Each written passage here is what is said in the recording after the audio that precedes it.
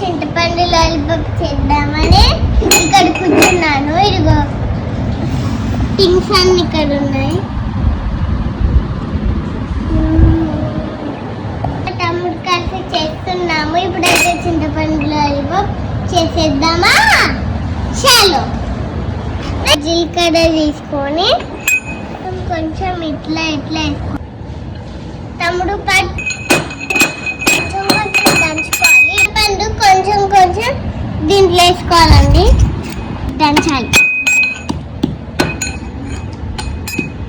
ఇంత తీసుకొని వేసుకోవాలి.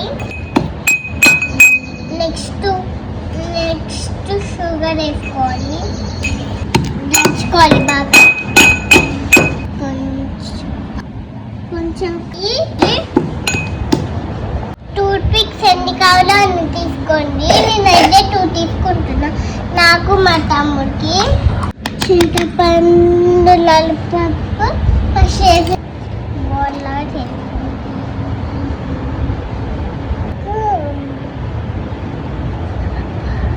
రెడీ. ఇప్పుడైతే కొంచెం ఫ్రిడ్జ్లో పెట్టిన తర్వాత మళ్ళీ తీద్దాము. ఓకే.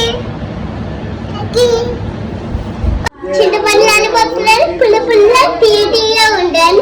మీరు కూడా ఎవరైనా ఇంట్లో కావాలంటే చేసుకోండి.